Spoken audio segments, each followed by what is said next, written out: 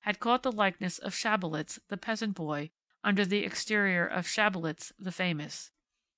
There sounded a smart little double knock at her door. Fanny did not heed it. She did not hear it. Her toes were caught behind the chair legs again. She was slumped down on the middle of her spine.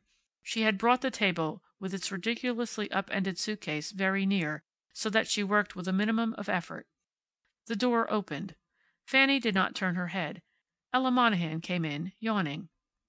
She was wearing an expensive-looking silk kimono that fell in straight, simple folds, and gave a certain majesty to her ample figure. "Well, what in the world?" she began, and yawned again, luxuriously. She stopped behind Fanny's chair and glanced over her shoulder. The yawn died.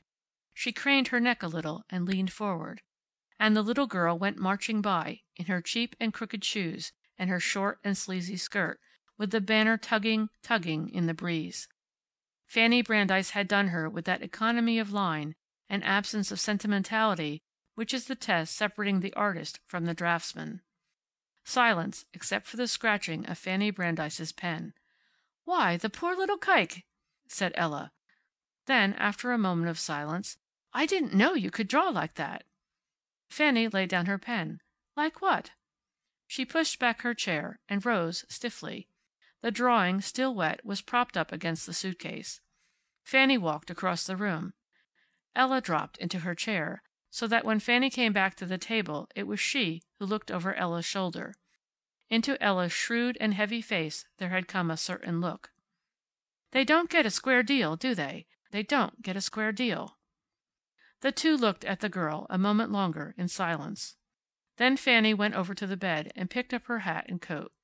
She smoothed her hair deftly, powdered her nose with care, and adjusted her hat at the smart angle approved by the Galerie Lafayette.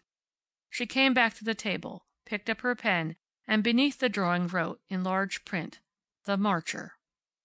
She picked up the drawing, still wet, opened the door, and with a smile at the bewildered Ella, was gone.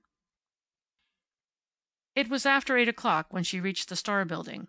She asked for Lasker's office, and sent in her card. Hale had told her that Lasker was always at his desk at 8.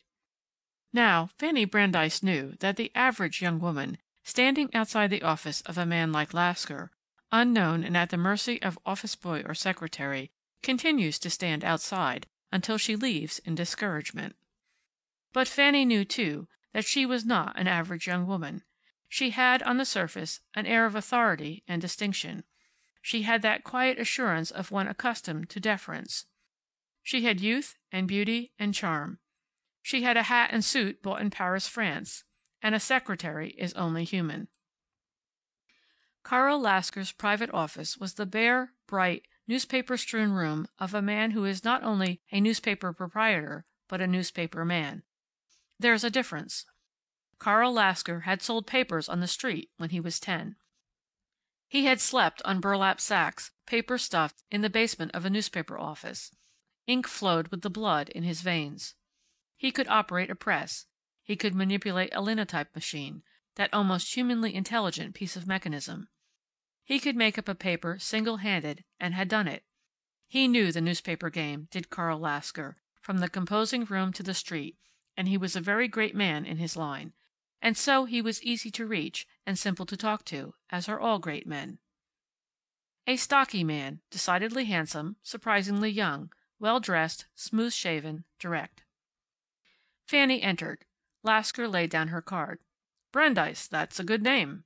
He extended his hand. He wore evening clothes, with a white flower in his buttonhole. He must have just come in from a dinner, or he was to attend a late affair somewhere.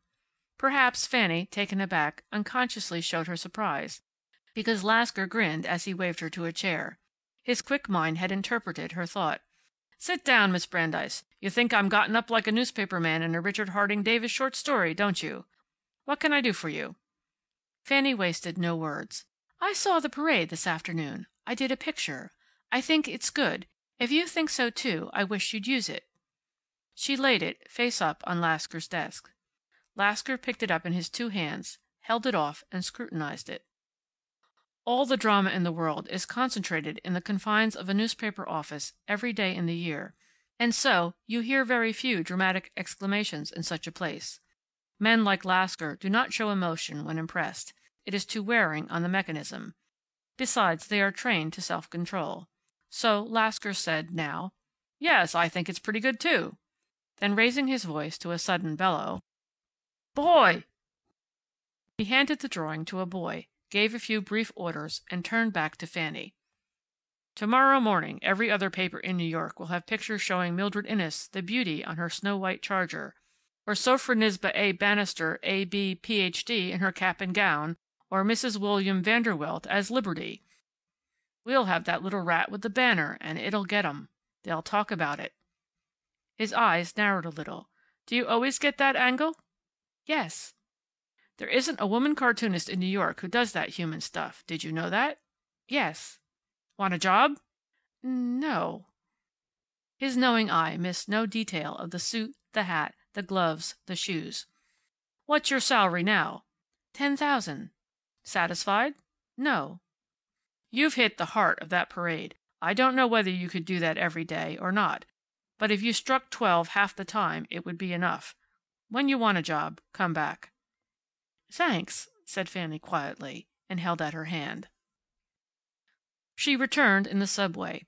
It was a Bronx train, full of sagging faces, lusterless eyes, grizzled beards, of heavy, black-eyed girls in soiled white shoes, of stoop-shouldered men, poring over newspapers in Hebrew script, of smells and sounds and glaring light.